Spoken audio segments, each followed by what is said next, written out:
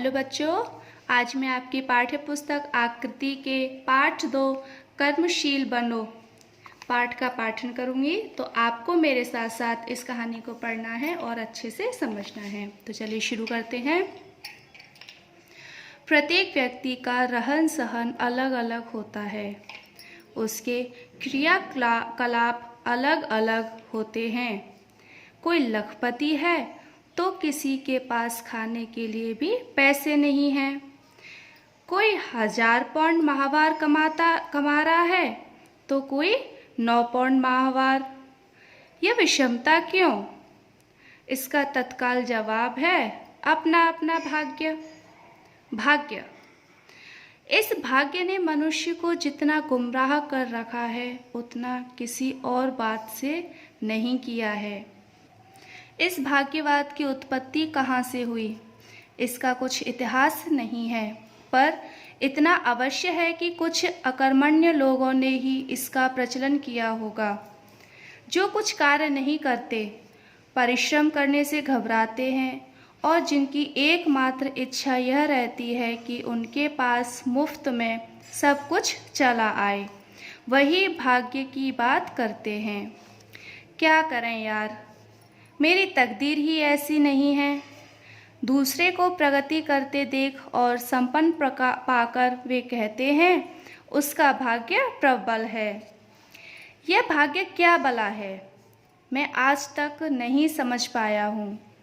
भाग्य की जब कोई बात करता है तो मुझे लोमड़ी का किस्सा जरूर याद आता है, जिसने अंगूर न पाने के कारण उसे खट्टा कहना शुरू किया था, जबकि वे वास्तव में मीठे थे।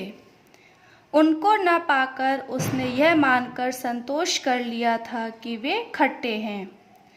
इसी प्रकार भाग्यवादी मनुष्य जब सब कुछ पाने की क्षमता रखने के बावजूद आलस्य के कारण या कामचोरी के कारण भाग्य की बात मानकर पड़ा रह जाता है।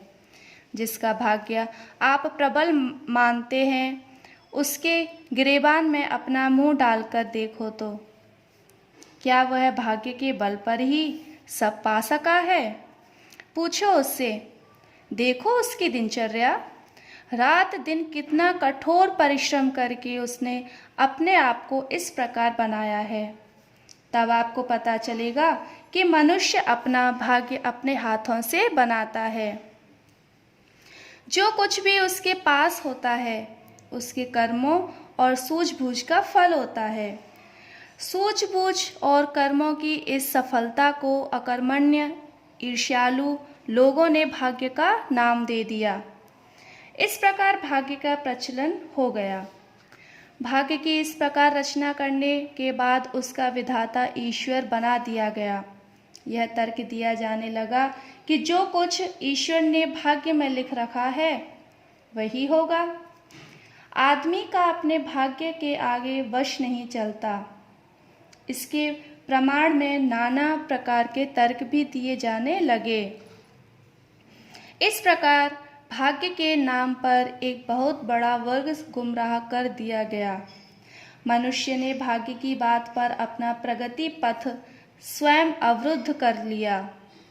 यह भाग्य मनुष्य का सबसे बड़ा शत्रु है। भाग्य मनुष्य को कुछ नहीं करने देता, वह उसे अकर्मण्य बना देता है। किसी कार्य में हाथ डालने पर असफलता के कारण वह इस बात को मान लेता है कि भाग्य साथ नहीं दे रहा है, फिर उस काम में हाथ ही नहीं डालता, वह काम ही छोड़ देता है। भले ही उस असफलता के बावजूद उस काम में हाथ लगाए रखने पर सफलता निश्चित हो। यहीं पर आदमी सबसे बड़ा धोखा खाता है। हीरे की खोज के लिए एक आदमी ने थोड़ी सी जमीन ली। काफी खुदाई के बाद कुछ हाथ नहीं लगा तो उसने जमीन छोड़ दी। दूसरे ने वही जमीन ली। थोड़ा सा और खोदने पर उसे एक बड़ा हीरा मिल गया। क्या कहोगे इसे आप? भाग्य। पहला वाला ठेकेदार अपने आलस्य, अपनी अकर्मण्यता, अपनी हड़बड़ी पर इसे भाग्य की संज्ञा दे पर्दा डाल देगा। तकदीर में नहीं था, मिलता कैसे? जिसकी तकदीर में था उसे मिला। इस प्रकार की धारणाएं केवल निर्बल मन और श्रम तथा संकल्प से डरने वाले लोग किया करते हैं। भाग्य वास्तव में एक धोखा और अपनी असफलता पर पर्दा डालने का एक बहाना मात्र है। अतएव भाग्य की बात पर विश्वास करने की सलाह मैं कभी नहीं दे सकता हूँ। हीरे के मामले में पहले का निराश हो जाना, असफलता को सत्य मान लेना, अपने श्रम से मुँह चुराना ही उसकी हानि का कारण बन गया। एक प्रश्न आप स्वयं से करें, आपका भाग्य विधाता कौन है? जब आप इस प्रश्न पर गंभीरता पूर्वक विचार करेंगे तो आपके अलावा दूसरा व्यक्ति न होगा। तब इसका अर्थ यह रहा कि आप अपना भाग्य स्वयं बना या बिगाड़ सकते हैं। सब कुछ आपके हाथ में है और इस बात से कौन इनकार कर सकता है कि हम जो कुछ भी हैं या जिस किसी भी दशा से गुजर रहे हैं वह सब हमारे कार्यों का ही परिणाम है। सोचिए जरा, आप स्वयं अपनी वर्तमान दशा या हालत के लिए जिम्मेदार हैं। इसका दोष या श्रेय ईश्वर अथवा भाग्य पर रखकर आप अपनी कमजोरियां छिपाते हैं, स्वयं को ही धोखा देते हैं। इस बात को आप मानेंगे तब ईश्वर क्या करे? तब ईश्वर क्या है? एक बार यही प्रश्न एक व्यक्ति ने बर्ट्रेड रसेल से पूछा था।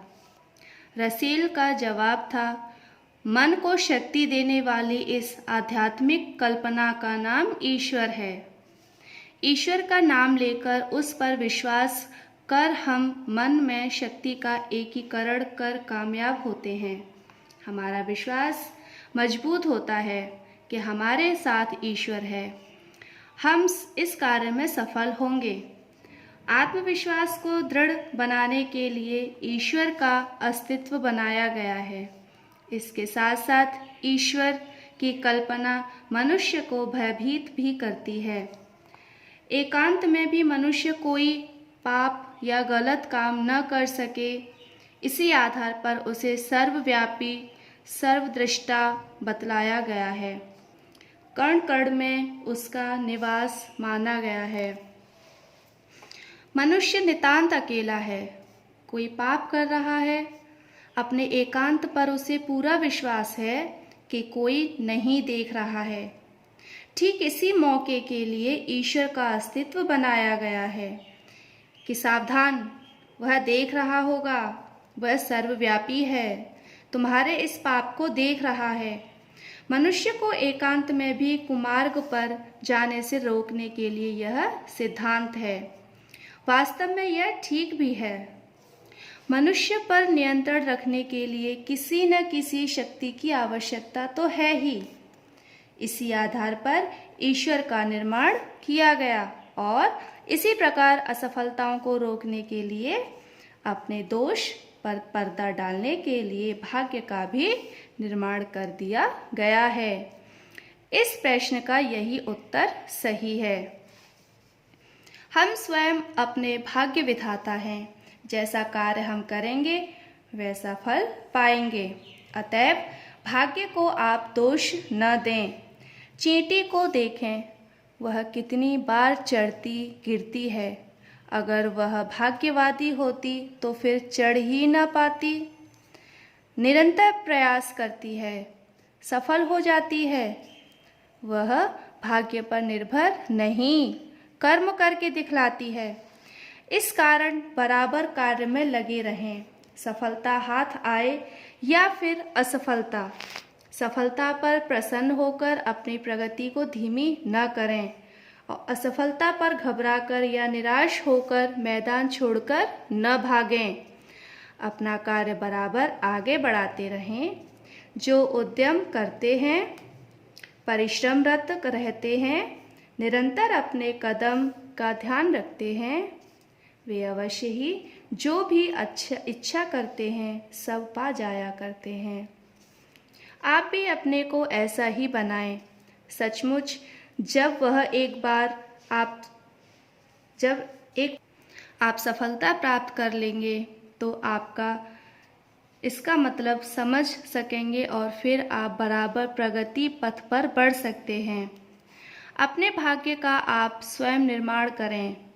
सब कुछ आपके हाथ में है। संकल्प करें, शक्ति लगा दें, आपको सब कुछ मिल जाएगा। आवश्यकता धैर्य की, साहस की, समय की है। जब आप ईमानदारी से इस पर पूरा अमल करेंगे तो आप सब कुछ पा सकते हैं। मनुष्य क्या नहीं कर सकता? ईमानदारी के साथ कभी आपने इस प्रश्न पर सोचा है? देखिए, विचार कीजिए। मनुष्य ही संसार के सभी प्राणियों में एकमात्र ऐसी प्राणी है जिसे ईश्वर या प्रकृति ने सब कुछ दिया है। वह अपने प्राकृतिक गुणों के अलावा भी अपने कौशल के द्वारा औरों के गुण अपना सकता है। उदाहरणतया केवल मछलियां ही पानी में तैर सकती हैं। मनुष्य में यह गुण जन्मजात नहीं है, फिर भी वह तैरना सीख लेता है। उड़ना पक्षियों का धर्म है, पर मनुष्य भी हवाई जहाज बनाकर उड़ना सीख गया है। इस प्रकार मनुष्य को प्रकृति ने कुछ इस प्रकार का बनाया है कि वह सब कुछ कर सकता है। अतएव जब प्रकृति से प्राप्त सुविधा का लाभ हम स्वयं नहीं उठाते हैं तो हमारे जैसा मूर्ख और कौन हो सकता है। प्रकृति ने हमें सब कुछ दिया है। यह हमारी अपनी कमजोरी है कि हम उन सबको पहचान नहीं पाते, वरना हम जो कुछ भी चाहते हैं वह हमारे आसपास, हमारे चारों ओर फिर रहा है। अरस्तु ने एक बार चौराहे पर खड़े होकर चिल्ला कर कहा था, इस दुनिया में सब कुछ है, जो चाहो सो पाओ, पर उस योग्य अपने को बनाओ। जो कर्महीन है वे नहीं पा सकते। सचमुच यह एक सच्चाई है। आपको क्या चाहिए, इस पर विचार कीजिए, फिर गंभीरता पूर्वक इस पर योजना बनाइए। योजना बनाकर उस पर अमल कीजिए, बराबर प्रयत्नशील रहिए। एक दिन आप अपनी इच्छा पूर्ति करके रहेंगे। कैप्टन स्कॉट की बात लें, कोलंबस की बात करें। एक ध्रुव पर जाना चाहता था, एक अमेरिका की खोज करना चाहता था। योजना बनाई, जहाज लिया, साथी लिए, चल पड़े। स्कॉट ध्रुव की ओर गया, कोलंबस समुद्र की लहरों पर। राह भटक गए दोनों, कोलंबस के साथी भूखे प्यासे। कोलंबस वापस लौटने का नाम नहीं ले रहा था। सबने उसे मार डालने की योजना बनाई। अगले दिन किनारा दिख गया, सब खुश हो गए। कोलंबस अमेरिका के किनारे जा लगा। स्कॉट राह भूल गया। स्लेज गाड़ी के कुत्ते मर गए। स्कॉट वापस नहीं लौटा। दोनों अपना लक्ष्य पा गए। एक ने ध्रुव खोजा, दूसरे ने अमेरिका। इतिहास के पन्नों पर आज भी उनका गुणगान है। आवश्यकता है कर्म की, श्रम, परिश्रम और साहस की। आप सब कुछ पा सकते हैं। सब कुछ आपके भाग्य में लिखा है। अपने भाग्य विधाता आप स्वयं हैं। आप अपना भाग्य स्वयं बना और बिगाड़ सकते हैं। अतएव मैदान में आइए। बिना संघर्ष युद्ध के कुछ नहीं मिलता। अगर आपके पास श्रम है, साहस है, आप सब कुछ पा सकते हैं। आपका भाग्य आपकी मुट्ठी में है। तो बच्चों, ये था हमारा पाठ तो कर्मशील बनो।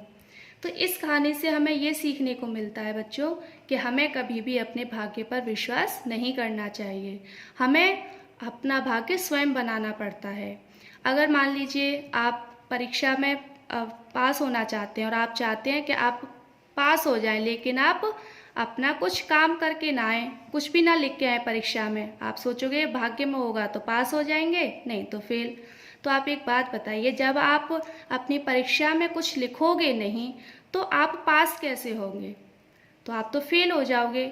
तो ये हमारी मेहनत है, अगर हम मेहनत करेंगे, पढ़ाई करेंगे तभी तो परीक्षा में पास होंगे, और पास होंगे तो हमारा भाग्य बनेगा।